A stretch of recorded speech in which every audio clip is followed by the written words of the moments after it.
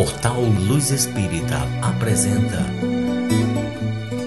Programa Evangelho no Lar Online. Nosso encontro familiar com Jesus. Uma produção Equipe Luz Espírita.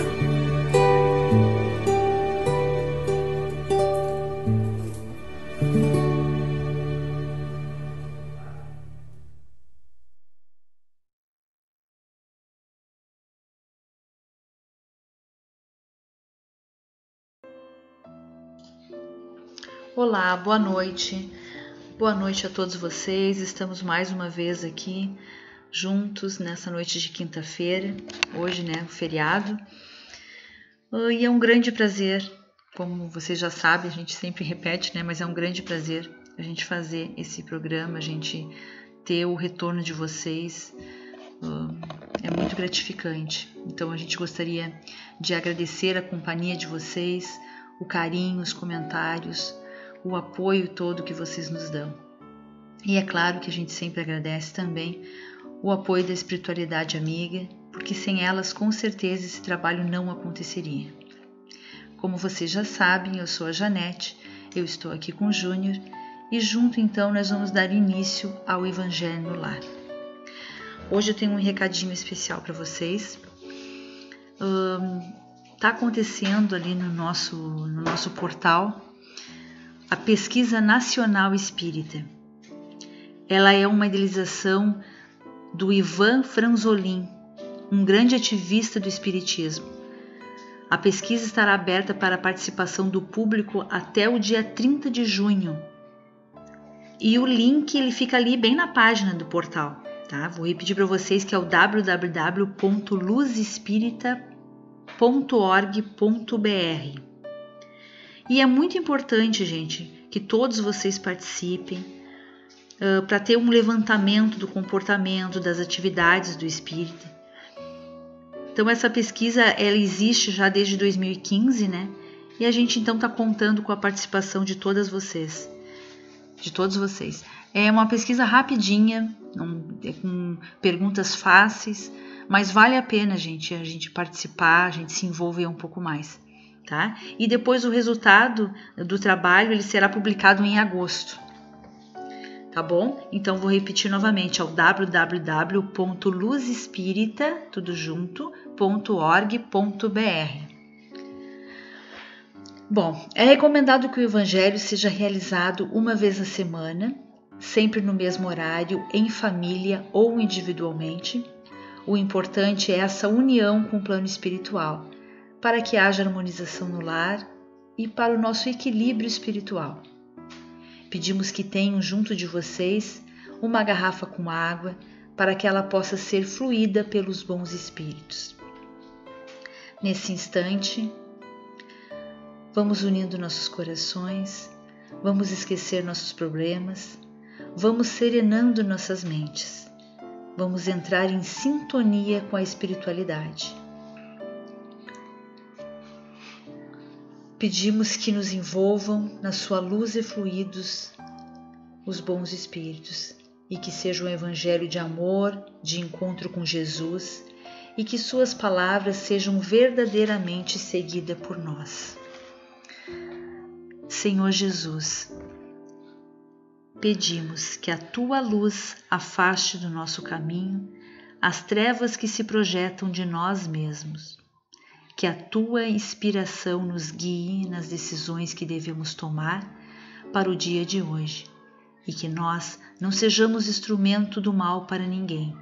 Que a tua bondade nos ensine a ser melhor e que o teu perdão nos incline à misericórdia para com os nossos semelhantes. Chico Xavier. Vamos então dar início à nossa leitura.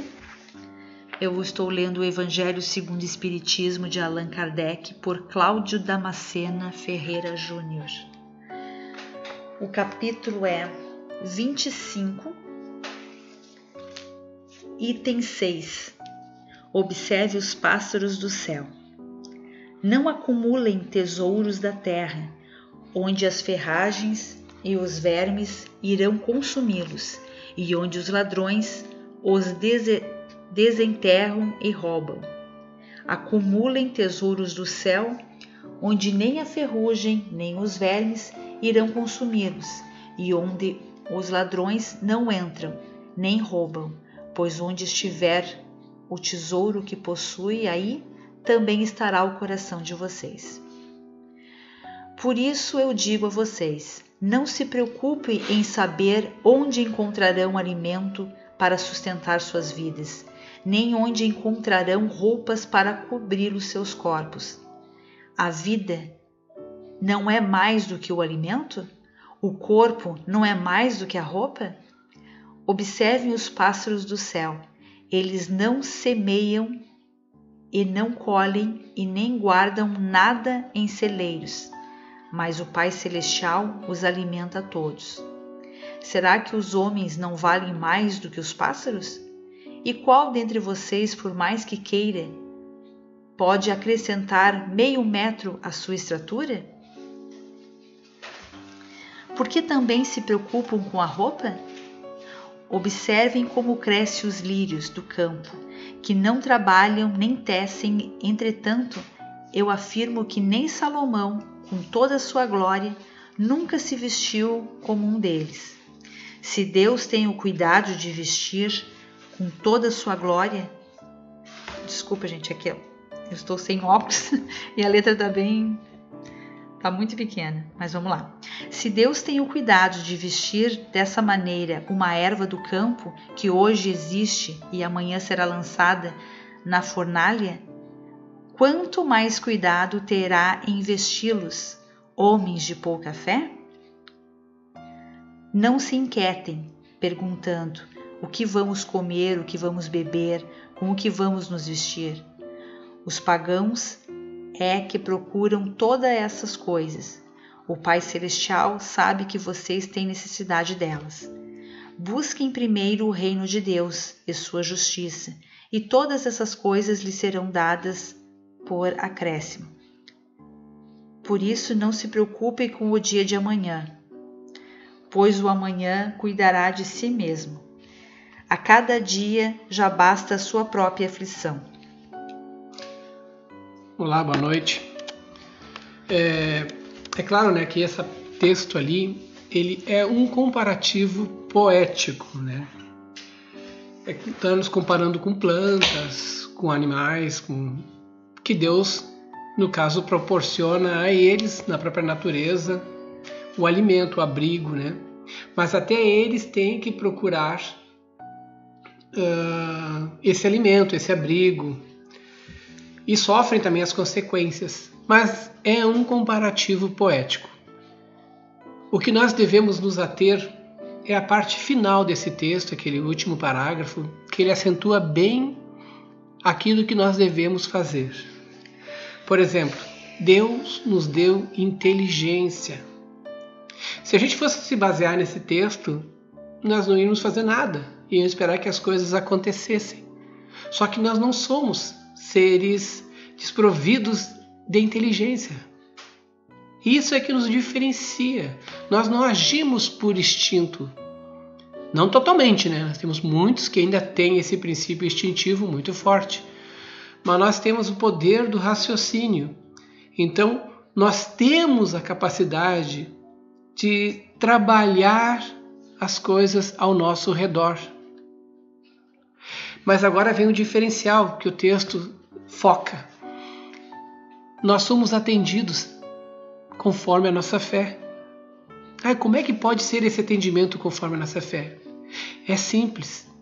Muitas vezes nós estamos num beco sem saída em nossa vida. Estamos lá preocupados, apavorados, e vê que do nada aparece alguém e nos mostra um caminho. Isso não é coincidência. Isso não é ao acaso. O plano espiritual que nos cobre, assim como cobre os passarinhos e as plantas, também nos cobre, nos dá proteção e nos encaminha pessoas. Quando a gente está muito envolvido num problema, nós não enxergamos mais nada. Nós só enxergamos aquele problema. E a gente acaba alimentando, né, fomentando esse problema a um ponto que ele parece insuperável, ocasionando ansiedade, estresse, depressão. Isso acontece com todo mundo. O que o plano espiritual faz? Conversa com outros amigos que são responsáveis por outras pessoas e fazem elas chegarem até nós. Ou então, né, proporcionam um ambiente que nos traga de novo o equilíbrio. Uma pessoa alegre, uma festa, um filme, um esporte, algo que nos traga de novo a paz, ao equilíbrio da mente, que a gente só precisa desse momento. Quando nós estamos nesse equilíbrio mental, nós conseguimos ouvir daí as intuições dadas pelos nossos espíritos protetores, mostrando as opções e os caminhos que nós devemos seguir. Aí está esse amparo e essa proteção, que nada faltará. Só temos que usar o nosso raciocínio. E, gente, de novo, temos que nos acalmar. Não adianta entrar em desespero. Quem entra em desespero põe tudo a perder. Então mantenham a calma, mantenham o equilíbrio, para que vocês possam escutar, né, os avisos, as indicações que os bons amigos do plano espiritual nos trazem, para poder fazer que nós possamos sair dessa situação de sinuca. Entenderam? Então a gente tem que usar da nossa inteligência, manter a calma. Muitas pessoas, né, dizem que se eu tivesse dinheiro eu faria tal coisa. Gente, a riqueza é uma prova muito arriscada, tá? Ela proporciona tentações. Todo mundo que tem muito dinheiro tem muitas tentações e acaba caindo em fascinação. Isso, a riqueza, o valor, o dinheiro, o poder, ele estimula dentro do ser humano o orgulho, o egoísmo, a vida sensual. A pessoa esquece que que houve um parceiro em sua vida e parte para outras situações, né, complicadas, acabando com o seu relacionamento. Porém, é uma prova de riqueza e pode estar ali um meio de salvação na mão de quem souber utilizá-la. Então não é tendo dinheiro que se resolve os problemas, é mantendo a calma e tentando resolver uma coisa de cada vez. Agora vem a questão, né? Quando a gente fica calmo, ouve aqueles conselhos, né? Tá lá na nossa mente, estão colocando, falando. Aí que vem a questão da fé, né? Para quem tem fé, Deus não abandona.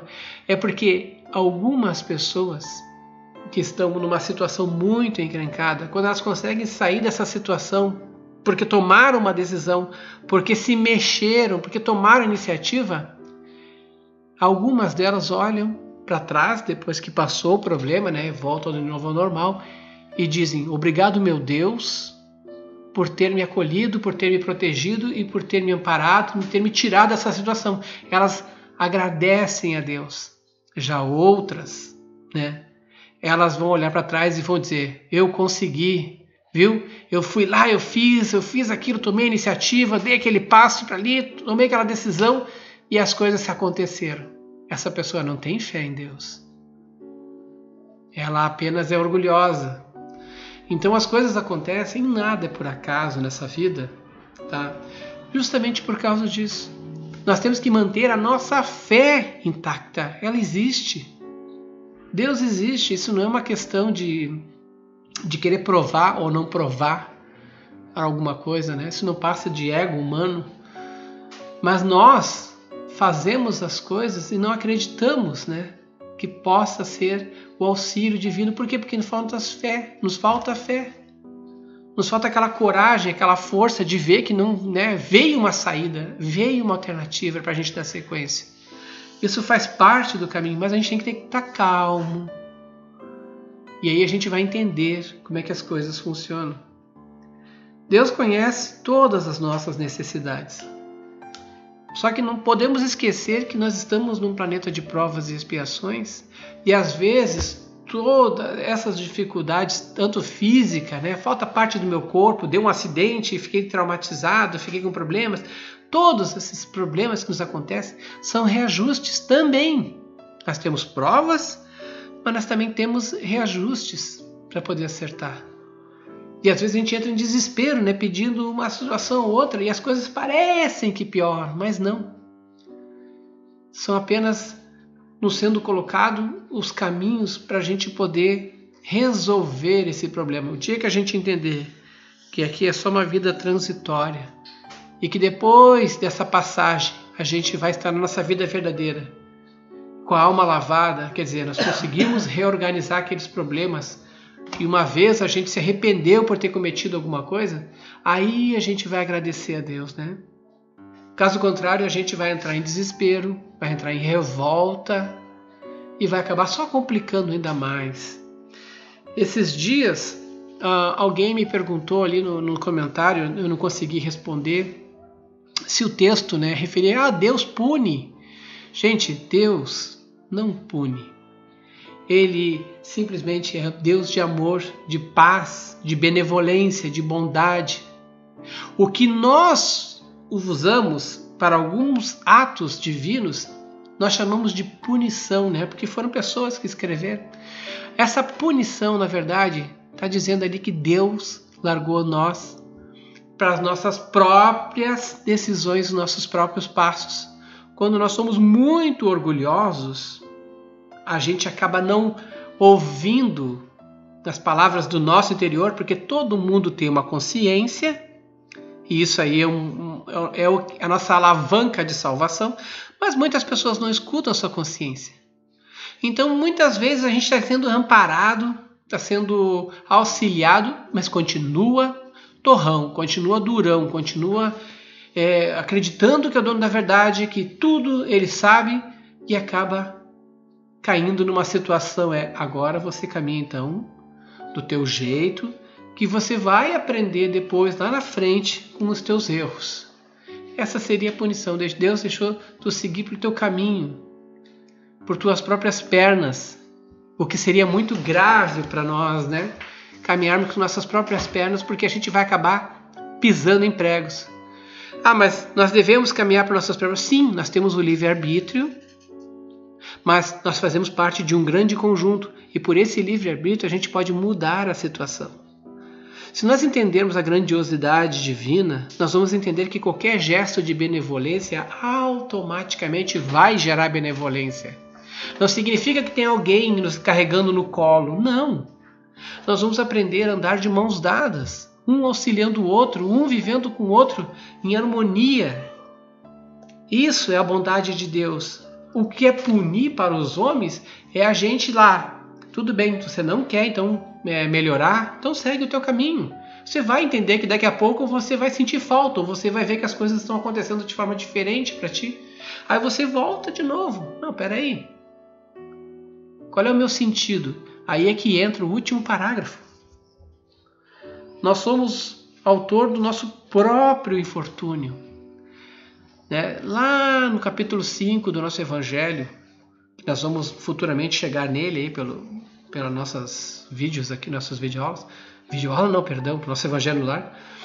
Nós vamos falar sobre isso, mas lá fala que são duas as causas dos nossos tormentos. Causas de vidas passadas que nós estamos reajustando e as causas que nós mesmos cometemos nossos próprios infortúnios. Entendem? Então não são as leis, não são leis decretadas em algum artigo da Constituição que diz que nós devemos ser caridosos ou fraternos. Nenhuma lei fala isso, a não ser a lei divina. Então, essa lei divina está dentro da gente entender isso e assumir. Não está na lei, lá, o artigo 1º, as pessoas têm que ser caridosas. Não. Agora, na lei de Deus, sim. Você vai amar o teu próximo, o teu semelhante. Entendem essa diferença? Então não está escrito isso nas nossas leis terrenas, mas sim na nossa lei divina que nós seguimos. Amar o nosso próximo, ter caridade, fraternidade.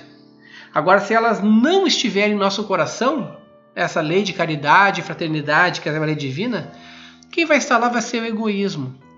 E aí nós vamos começar a ocasionar a necessidade de supérfluo, nós vamos estar sempre com sentimentos de insatisfação. Nós vamos perdendo a fé.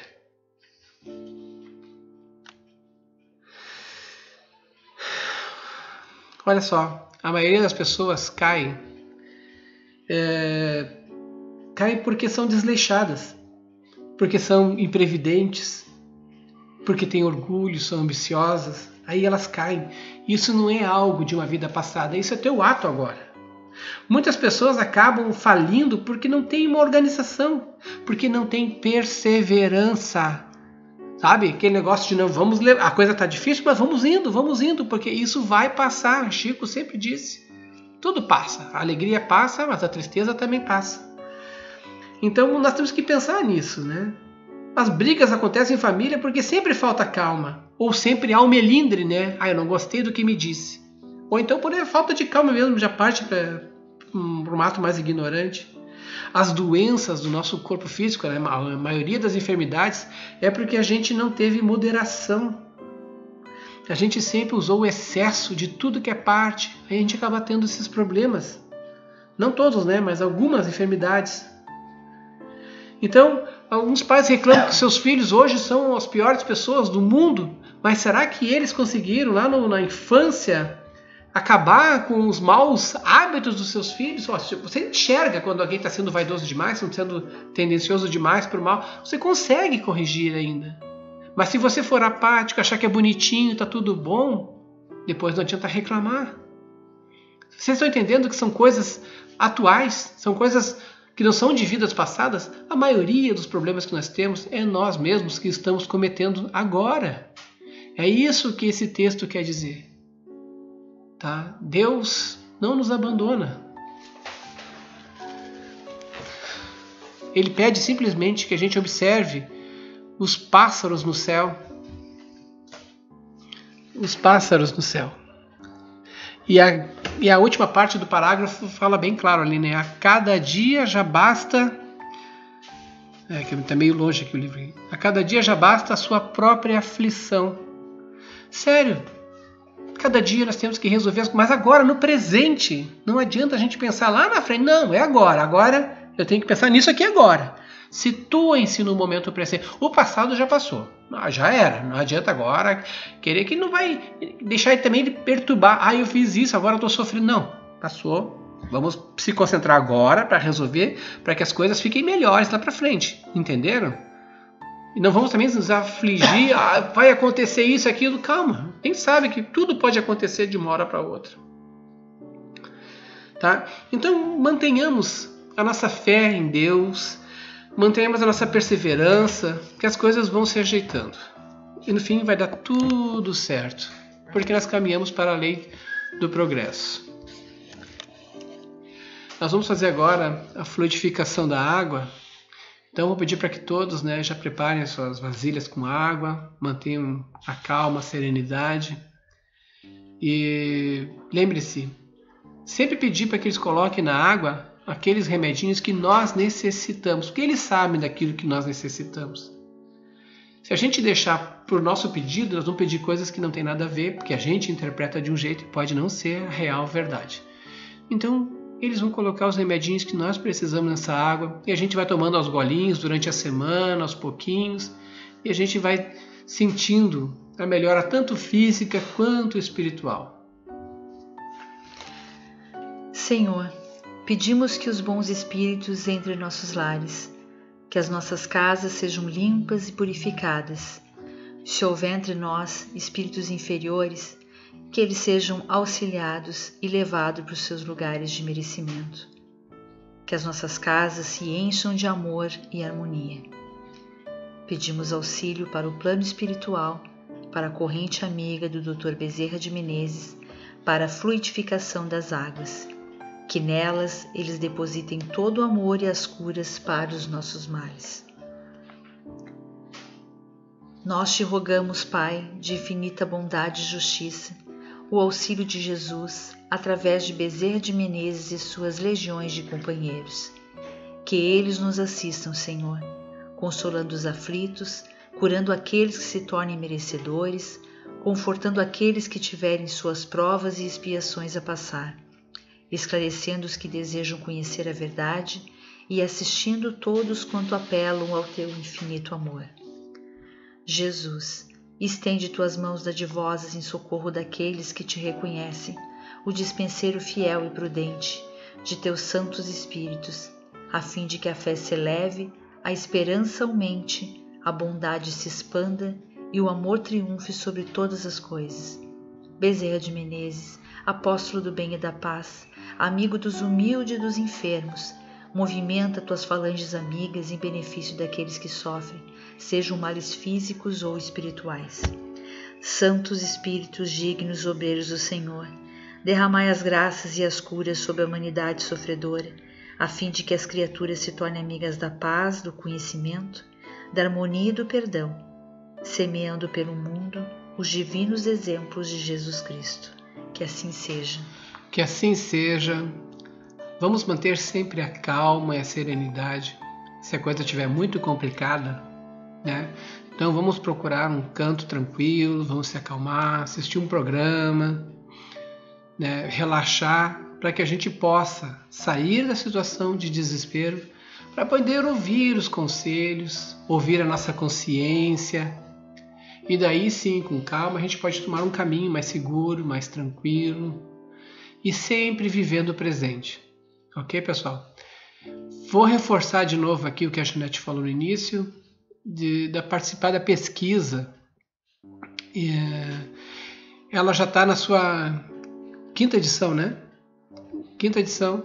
E é importante para que a gente possa ter uma ideia de quem são os espíritas, o que eles pensam, como eles atuam. Ela é de caráter de cunho científico, né? E vale a pena. Se vocês olharem lá no nosso site, tem as pesquisas anteriores. O resultado vem em agosto, é até dia 30 de junho. É só entrar no nosso site, procurar esse artigo aí. Lá no final tem um formulário para imprimir, clica nele, aparece o formulário simples. Só preencher aquelas questões. Vamos fazer essa coisa acontecer, né? Vamos participar, divulgar. Sempre tendo aquele pensamento que nós podemos fazer a diferença. É claro que não por causa de uma pesquisa, mas por causa do nosso pensamento. Um pensamento mais voltado para o bem, mais voltado para a união, mais voltado para o apoio, para o carinho, sem maldade, sem calúnias, sem lamentações. Apenas fazendo aquilo que é necessário ser feito no presente, com calma e elegância. Que assim seja. Até o nosso próximo encontro, quinta-feira que vem. Desejo uma boa noite a todos e até mais, pessoal.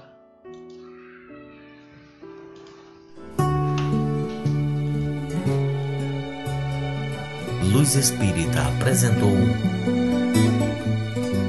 Programa Evangelho no Lar Online. Nosso encontro familiar com Jesus. Uma produção Equipe Luz Espírita. www.luzespirita.org.br